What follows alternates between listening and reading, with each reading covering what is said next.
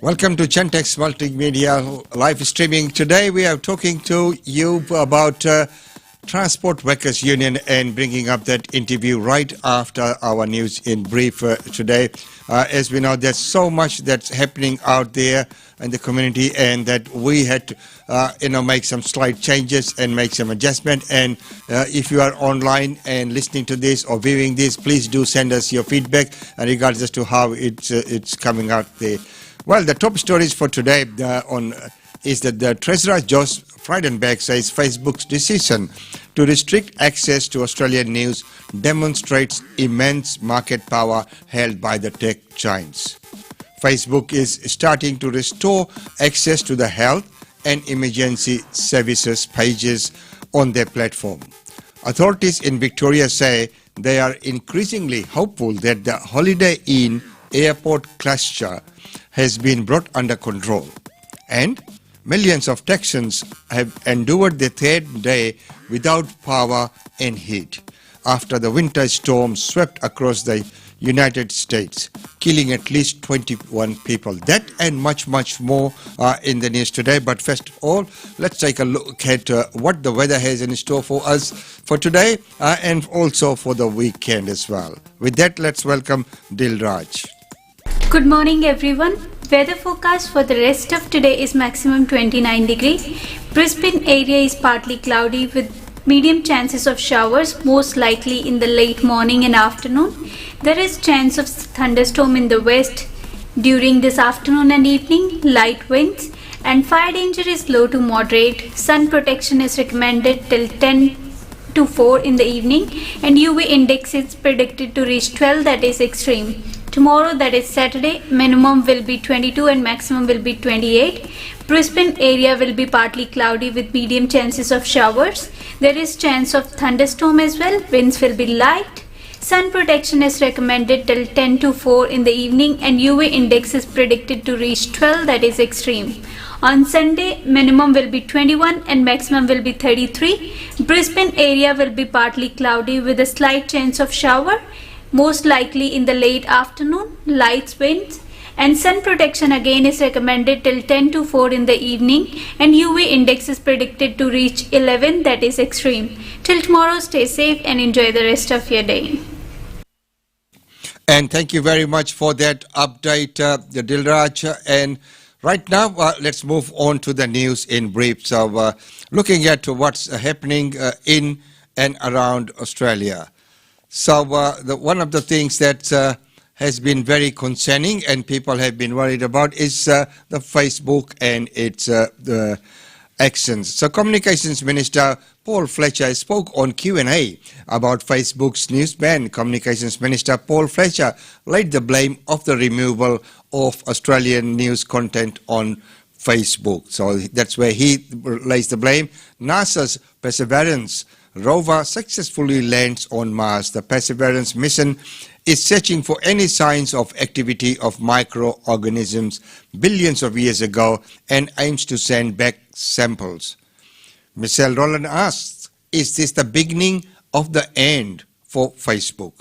Shadow Communications Minister Michelle Rowland has told Q&A that Facebook's decision to ban Australian news may be the beginning of the end for the social media platform.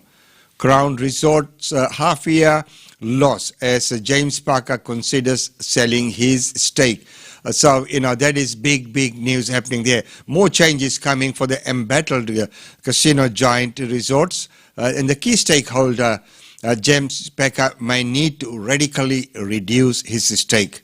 Of course, Hannah Marshall from Mark Loes talks about Facebook's move to drop news. We will look at that in detail later on. Facebook pulls the pin on Australian news after the government floats a national media bargaining code that requires the US tech companies to pay for local news content. I think that would be fair. I think there needs to be a method where, media outlets should also be paying royalties. That is okay. Paying licenses, that is okay. That way it is a little bit brought under control. So, not each and everyone just willy-nilly goes and puts whatever they want. So credible sources would be given the license to put them, and everyone would be able to view it. But there should be an option of whether they can share or not. So those who, it could be regulated in that way that, the share button is taken off, but viewing button is there for everyone to view. Even more turmoil ahead for Crown. It's been another tumultuous week for Crown Resorts, with the company reporting $120 million loss. That is a big loss. Frank Sedgman is still a champion at 93. Frank Sedgman is one of the last surviving tennis greats from the golden age of the 1950s. For years, he was the world number one, and this year is the 70th anniversary of his US Open victory. Quite credited. Malcolm Turnbull discusses the decision by Facebook. So Facebook and its decision is holding the major talks. We have been affected as well. So former Prime Minister Malcolm Turnbull discusses the decision by Facebook to close down Australian news pages, as well as the continuing fallout from the alleged rape of the young female staffer at Parliament House 2 years ago. And that too is, devastating news. And why did it take that long? Facebook fallout reverberates across the nation. As I mentioned before, we too have been affected. Facebook shocked the Morrison government by unilaterally closing down Australian news pages. It's a response to the passage of government's proposed media code designed to force companies like Google and Facebook to pay for news content. Well, as I mentioned before, fair is fair. Wesfarmers CEO Rob Scott with the half-year profit results. Bumper sales at Bunnings, Kmart and Officeworks helped the Wesfarmers conglomerate to a huge half-year profit result. Serena Williams overcomes an emotion following Australian Open semi-final loss. Serena Williams leaves her media conference at Melbourne Park in tears. And of course, looking at the finance part, unemployment figures out today reflect an economy well into the recovery after the recession. Tasmania bounced back very strongly, posting the lowest unemployment rate in the country. And, with the full details, one of the things might be of the migration points and other things, so many people are moving that way as well. Now, the other news is that the family court measures with Federal Circuit Court. The government says it will reduce backlogs, but community advocates say that the domestic violence victims will be worse off. So, there have been so much commentary on Facebook and social media as well. Well, talking about Facebook, what does Facebook's ban mean? The company's move to remove news was slammed by the government and opposition alike. So we know that. Victoria finishes snap lockdown. The snap lockdown in Victoria has ended with the second day of no new COVID cases in the community. Federal government faces more scrutiny over Brittany Higgins. Linda Reynolds has again apologized for her handling of the complaint, while the Prime Minister was forced to respond to claims of victim blaming, Jane Norman reports. Simon Milner defends Facebook action. There is someone who is actually defending that. Simon Miller, Vice President and Public Policy, defends Facebook and its action. how did we get to where it is, and it is turning point. That's the Facebook. As the media bargaining code saga comes to head, the Facebook announces it's blocking news. We have reached a turning point for the big tech and the responsibility it takes for what happens on its platform. Of course, they have been playing a lot of tactics before, taking down posts, blocking posts, and not taking away access from many pages from the admins. All those things have been happening. People have been complaining like anything because people are not able to reach the admin part or get a reply as to what actually had been violated. But anyway, it's a turning point, as everyone's saying, and we'll wait and see what actually happens. And we had to make some changes to adapt to the conditions that have been put forward. Australian swimmer Saina Jack reaches out for help. Australian swimmer Saina Jack reaches out for help as she fights to clear her name over doping allegations. Prescribed ban is handling under Manjimap. Drone footage of cloud smoke from a prescribed ban in the state forest near the forestry town of Manjimap in Western Australia.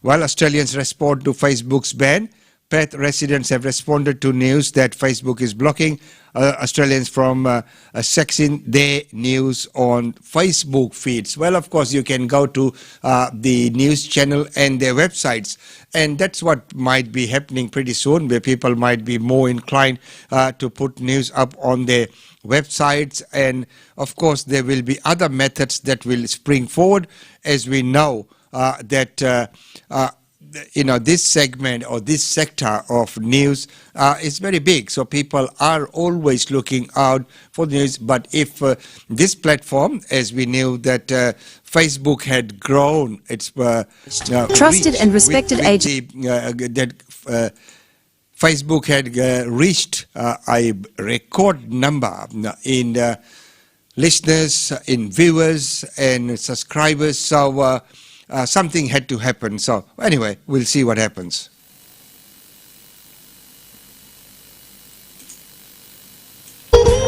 GlobeNet Realty. GlobeNet Realty has been the longest established, trusted and respected agency in its trade area. Washa Chandra, Director of GlobeNet Realty, provides honest and ethical service to her customers. If you are thinking of investing in Brisbane real estate market, or if you are seeking professional property management, then you should contact Usha Chandra today on landline 3865 4466 or mobile 0419 775 416.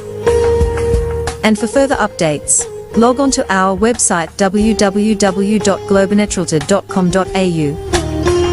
GlobeNet Realty is your own local real estate agency. Situated at Shop 52281 Sandgate Road, Boondall. GlobeNet Realty. Real estate is our world.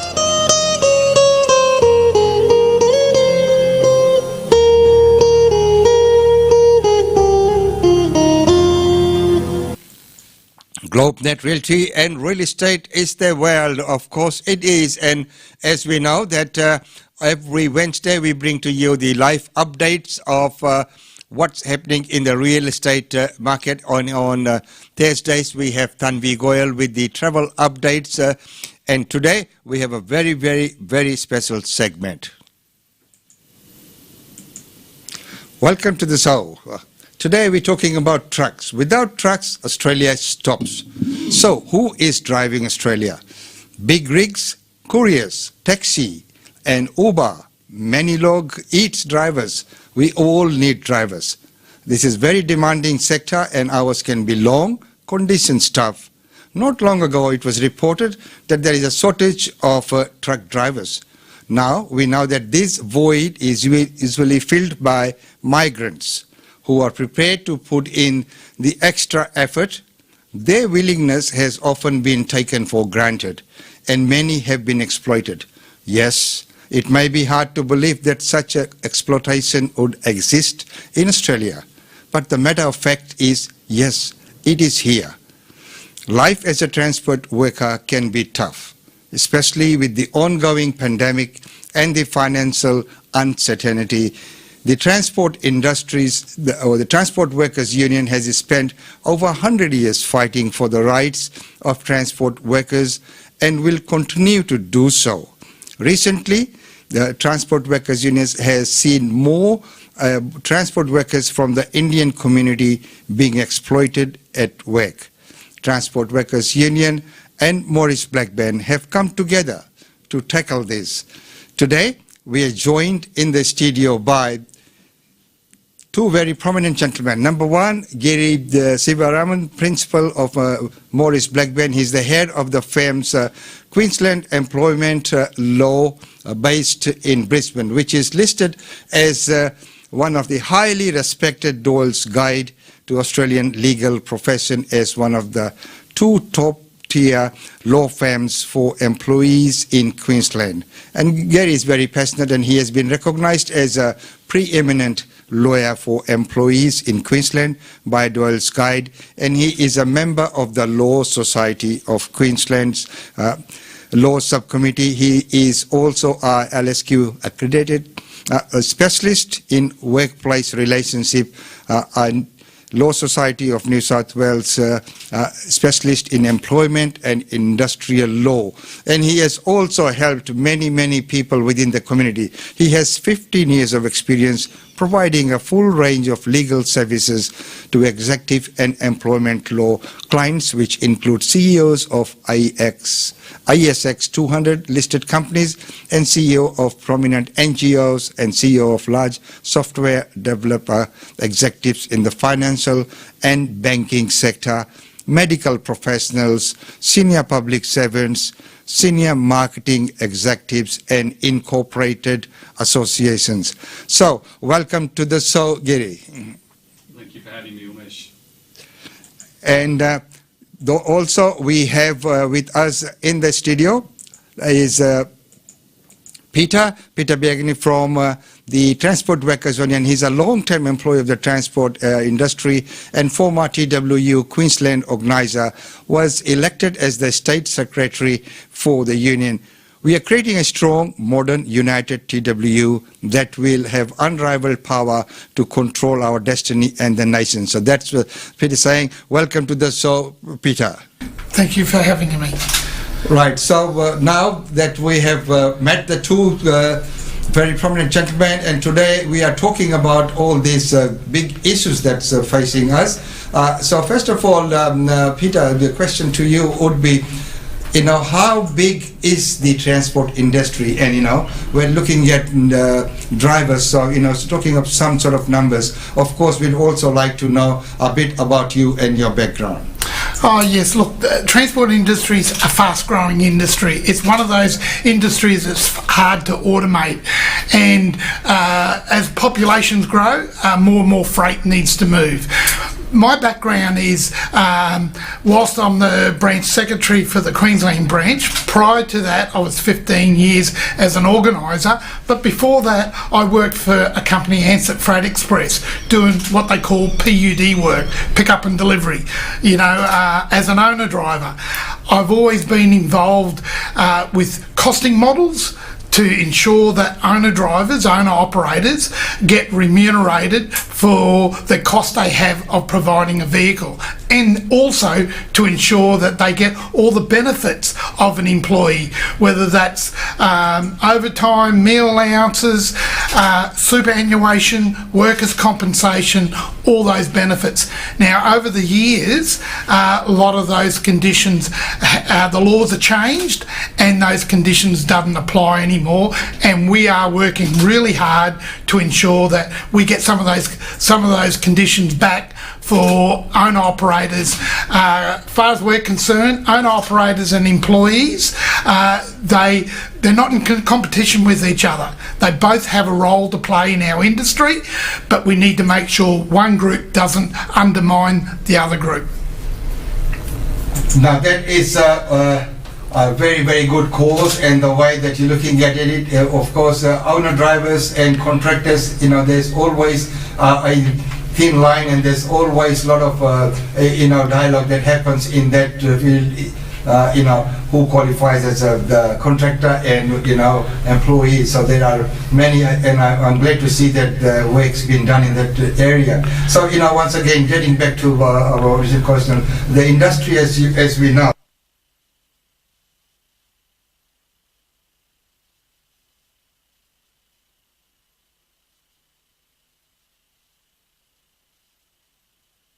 It's estimated to be about 400,000 transport workers as drivers, whether you're driving a push bike, riding a push bike, a motorbike, a courier van or a B-double. We cover all those, or a bus. There are many transport workers of migrants driving buses, whether it's for contractors, outside the city areas or for councils, and they play an important role. Our big role is to educate, make people understand what their legal entitlements are, because this is when they get exploited, when they don't know what their rights are. And quite rightfully said that we need to make sure that the rights are represented. So what percentage of these workers in that transport area would be members of the union?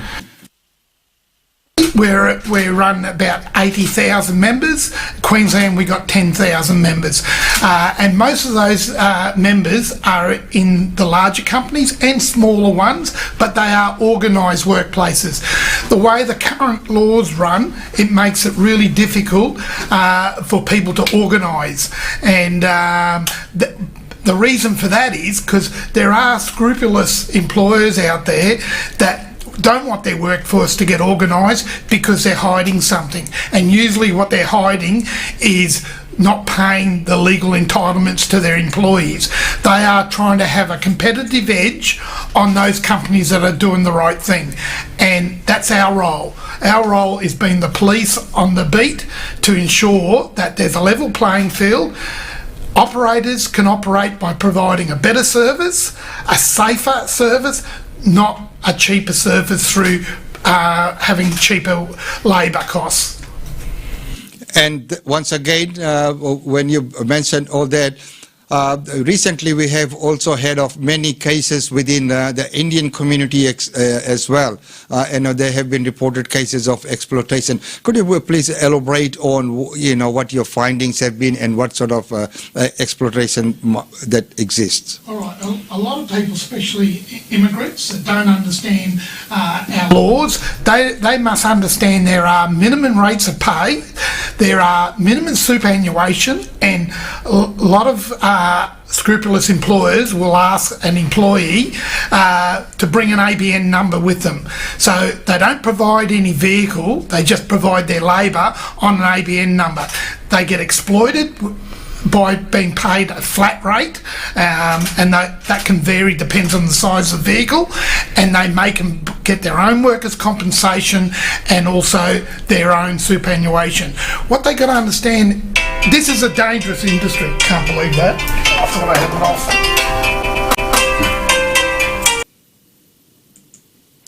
Welcome to the show. Today we're talking about trucks. Without trucks, Australia stops. So who is driving Australia?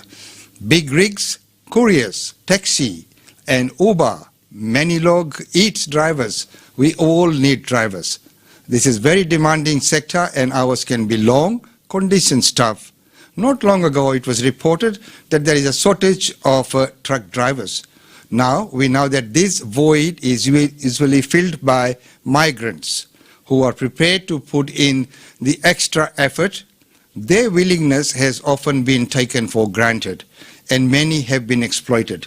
Yes, it may be hard to believe that such an exploitation would exist in Australia, but the matter of fact is, yes, it is here. About their entitlements. The real important part with these people that are exploited and don't have those conditions, if they get injured at work, they got no workers' compensation. So without any workers' compensation, they don't get their medical costs covered, their wages that they lose, where On an ABN number, there's no requirement to have workers' compensation. Superannuation, you know, there are plenty of people, and just recently in the gig economy in New South Wales, there was 5 Uber bike riders killed. Now, those workers have usually got dependents, whether they got, you know, a partner or children or whatever. Without superannuation, they've got no life insurance, they got no, many of those insurance that they're entitled to, they have nothing of that. They get left on their own to defend themselves, and we're trying to put a stop to this, and by making sure that the laws are changed to cover this new economy. This new economy really opens up to exploitation, because they're not called employees, they're not called independent contractors, they're called gig workers. Well, you know, that needs to change, and we're working hard with governments, state and federal, to get those rules changed so these people can have some minimum benefits and also stop being exploited in our industry. And you have quite rightfully said there, because when you look at that, when you know, there are other operators who do the right thing, and there are other operators who don't do the right thing, so they're not competing on the level playing field as well. And of course, when we look at all these employees, or many times employees who might be classified as contractors, as you've just mentioned, and you know, their willingness to work those hours and their willingness to come in, of course, is another matter, and that's why they probably end up in that kind of situation. Peter, just overall, you know, in conclusion on the situation and what we have been, or you have been able to do so far, would you throw some light on that, please? Well, we've got commitment by the state government to introduce legislation. We're trying to get a tribunal set up, so if you're a personalised transport operator, you know, got your own car and you work for Uber or Didi or any of those personalised transport services, you got some recourse. You've got an independent tribunal to hear your argument, and you get fair and some justice. If you're a courier operator, you know, operating for Amazon or for any other courier company, where I know there are people getting paid, providing their own vehicle, a van, and working really hard and earning less than what you would under an award as an employee. That is exploitation at the highest. And a lot of these major transport companies, big ones, really big ones, they will use contractors and go, we're not responsible, we got a contract to go and see them. But they know what's going on, and we need to hold them account. Most Australian transport workers, whether Australian or migrants, are hard workers, and they're trying to get ahead in life. And you can make a good living in our industry if you get paid correctly, and that's really important. And that is very, very important. Peter, thank you very much for that. We will come back to you in a minute as well.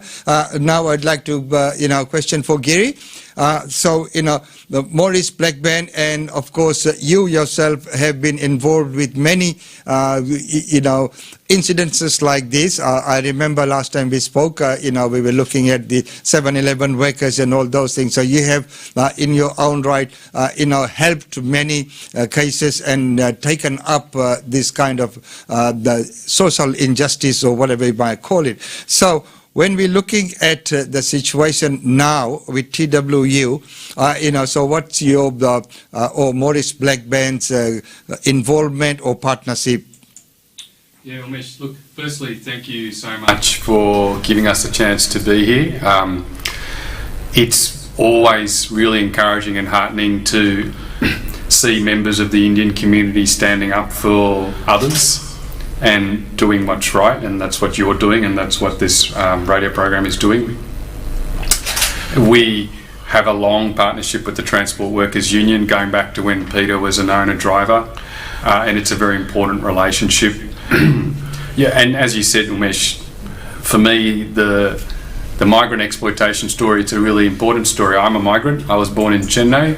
Don't know if anyone in Chennai is listening at the moment. They're probably still celebrating the Test win against England.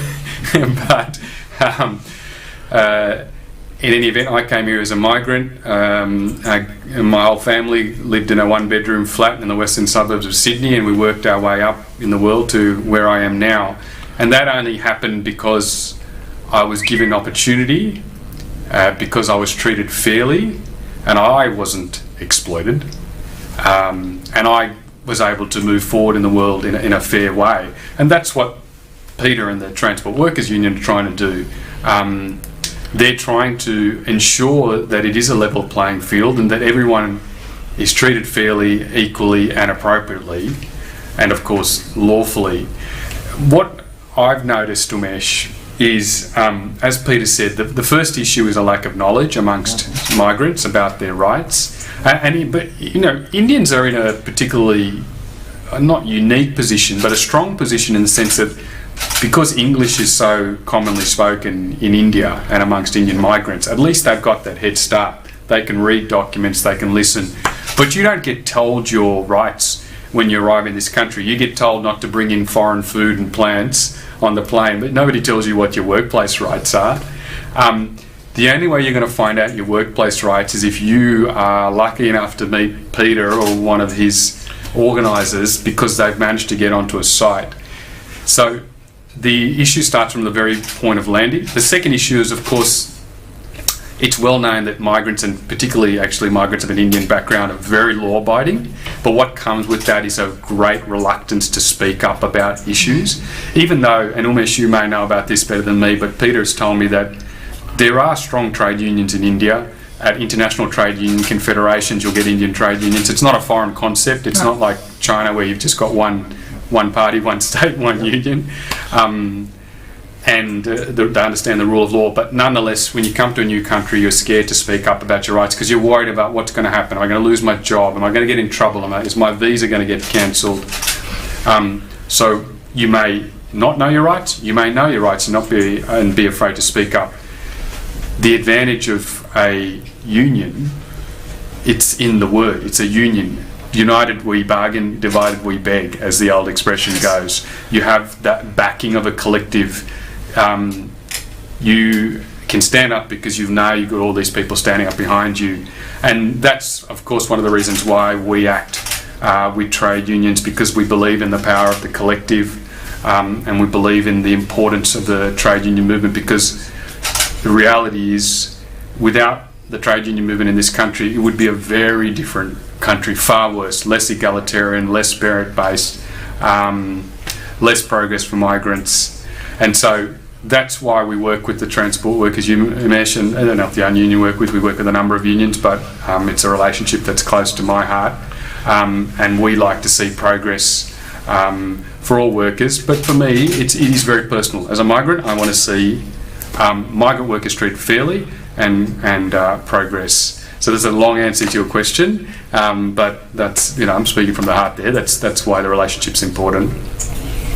And of course, it is very important, and you can, listening to you, you can feel that it is coming from the heart, and it is something which is very close to your heart. And one of the things that you mentioned there is about the knowledge that, many times migrants, when they come, they're told what to bring, what not to bring, and what would be the, security at the customs check-in and whatever. But many times there are many other norms that are not taught. And when you talk about the rights of workers' rights and other things, of course, as you mentioned, in India, there are so many trade unions, always they've been there. And I've worked closely with the FICCI, and of course, many times we hold our functions and events in Delhi at the FICCI headquarters as well. And the mentality is, many times people are very reluctant to speak up against bosses or big authorities. So, that comes in their mind. One of the other areas that I work in with is domestic violence, where we have always found that many people are very reluctant to report. So the reports and the stats are there not correct. So a message to our community, Giri. What would be your message to our community and everyone listening at large? That if you are here, is it okay to come up, or who do they go and see if they have any fear that they might lose their job or what their rights may be? Yeah, okay. I'm really glad you asked that question. So, and it's fitting that Peter and I are here together, because on your own, the reality is it's very difficult to bring about change. You can see a lawyer like me and I can help you, but that is expensive. The reality is the most effective way to learn about your rights, to have safety, protection, and the ability to negotiate better conditions is to join a union. It was like that 100 years ago. It is still like that now. Nobody negotiates wage rises anymore. It's a myth, the freedom of contract, this notion of, you've just got to go in and bargain for a better rate. You imagine if you're a transport worker, you've just come from India, from Gujarat or wherever it might be, and then how are you supposed to negotiate with an app? How do you negotiate with Uber for a different rate? You can't. There is no one to negotiate with. No. The only way it's going to work is through collective strength. That's just the reality of it. So I would say join a union. There is also, of course, the Fair Work Ombudsman if for some reason you can't get in touch with the union, although you should be able to, and the Fair Work Ombudsman can give you information. But they're not an activist organisation. They're not a collectivist organisation. No. They're a statutory authority. So, Peter, would you agree in terms of that's the best way? Absolutely. Look, the first thing, and I find people from the Indian community, when you get in front of them and talk to them, they're easy to sign up. They get it. But you've got to get in front of them. And my advice to any worker, migrants, wherever they're from, is you go to a work site, go and find out if there's a delegate on the site, and get advice. Because the first thing we always say to people, do not put yourself in a position where you give the employer a reason to get rid of you. Talk to your delegate, give advice, bring your union. And in the transport industry, we're the dominant union. Whether that's road transport, passenger transport, buses, or even aviation. There are many migrants working as baggage handlers or in the catering section of aviation. And we cover all that. We waste industry, we cover that as well. But really, go to a workplace, just talk around and find out who the delegate is, introduce yourself and find out what your rights are from the delegate, or ring your union. We have a members service centre where we have 3 people, experienced people, manning the phones, answering people's questions. Again, good advice, and once you do that, you'll find you're protected. And it's better than insurance because, we all work to live, we live to work, and we want to get ahead, and the best way to get ahead is to get a sustainable and safe rate of pay for the work that you do. And that is once again quite rightfully said. Once again, Giri, in conclusion, as you know that your role there, and of course your fame, or as you mentioned that many times people can come and see you, and that could be expensive. Now, is there any way that the community can assist in raising this awareness, not taking on individual cases because they're not qualified to do that, but in raising awareness, is there any way that the community can get behind to raise awareness, especially of not only of workers' rights, there are many other things within the community that many of our new migrants probably don't know. Yeah, I might say something and I'll hand back to Peter. Yes. I should say one thing. Benefit of union membership is you don't have to pay as much. It's not a user pay. Yeah. And of course, if you're injured at work, then you don't. You can always get a free consultation, just so that people realise, because there are strict time limits if you've been injured at work. And in terms of community awareness, it's things like this, Umesh. It's giving the opportunity to people like me and Peter to speak. I mean, Peter and I had a candid conversation. I'm I'll go back a step. All union officials are different, and Peter's wanting to engage with the Indian community, and that's wonderful. And I am of the Indian community, so that I can help that happen. And one of the things is, Peter said to me, just so that they realise that unions don't have two heads. That we're just normal people trying to help other people. If nothing else, if at the end of all of this, watching your podcast, Umesh, someone goes, "Oh, he's just like me, and he just wants to help," then that would be a wonderful thing. But sorry, over to you, Peter, in terms of community. Why do we do this? Well, my father's also an immigrant from Italy. He had the choice in the 50s. He either go to national service or go to Australia. And he put up his hand and said he'll come to Australia. And he was 21 years old, come out alone. And he worked in the transport industry. He died of a young age because he didn't understand his workplace health and safety rules. He worked in asbestos mines and also on the highways, very unhealthy living, especially in those days. So I'm passionate about what happened to my father, to see what happened in that industry, and it's followed on with me. We just want to make things better for people. Look, for union membership, yes, it's $12 a week, which isn't a lot of money, but when you're on low wages, it can be. But you get all the benefits for that.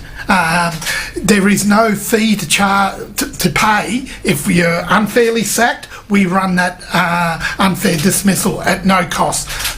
It's a membership based, and it's a cheap way. But the beauty about also membership, we do an e-news every Friday afternoon of the events that have happened through the week that we feel important for members to know, whether that's your workplace rights or different cases we've won, or political issues that have happened that will affect ordinary workers' lives. So we do that every week. We post out a newspaper, a journal, a magazine twice a year. We really communicate with new technology nowadays to keep people up to date.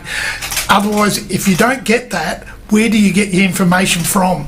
That is difficult. We're saturated with media and information nowadays. Getting the right information is really important. So you want to get ahead, you want fairness, certainly join your union. We work very close with Morris and Blackburn because many of our members, they get injured at work through no fault of themselves because an unsafe workplace or the employers forced them to do something unsafe, and then they can't make a living. They need protection, and that's when we refer them to Morris and Blackburn.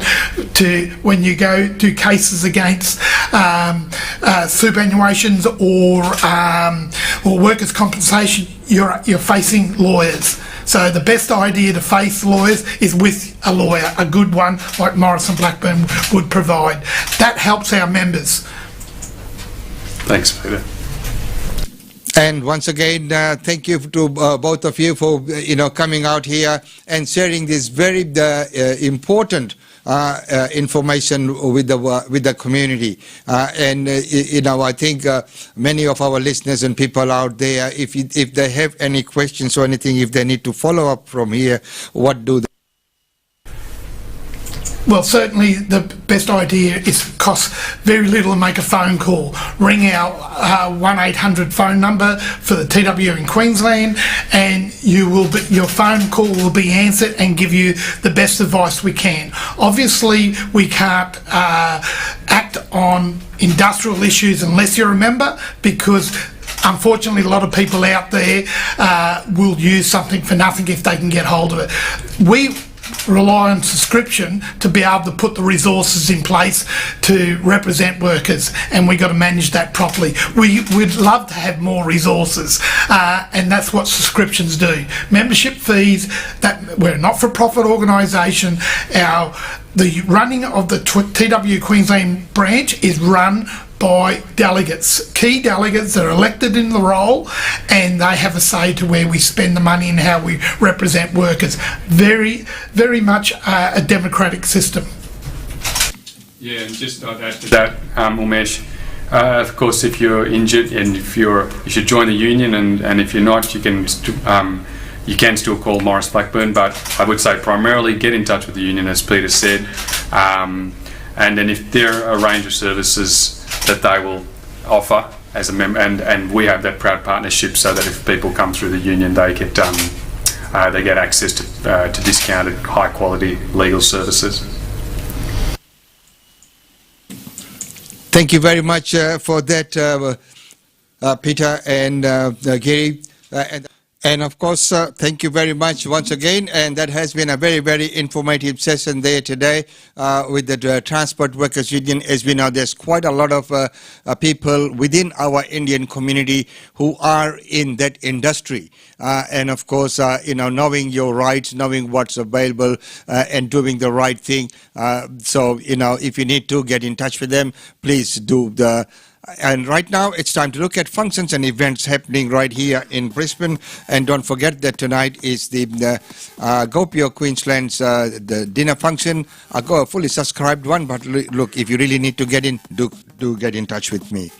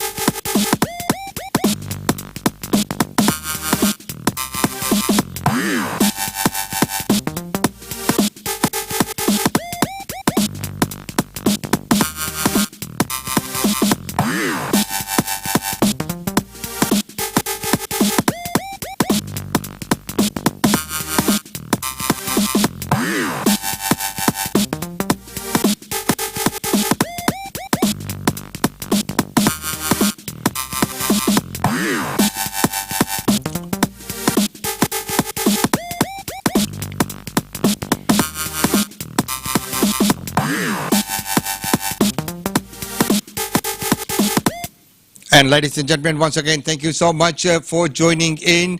And please do give us your feedback as to how we went, because we had to make some few last-minute changes to fit in with the new policies that have been put forward. So, but anyway, the show must go on, as the saying is, and it's always wonderful to have your company. Enjoy the rest of the weekend. Don't forget that tomorrow we will have the weekend roundup, and we'll try and bring to you some of the coverage from Copious function, and of course also from the Lunar New Year celebration of Brisbane City Council. So all that and much, much more. Our live segment will continue. It is in this new slightly adopted model to fit in with the laws of the land and of course the laws of the platform that we use. Until tomorrow, it's goodbye from me. Enjoy the rest of the day, but most importantly, stay safe.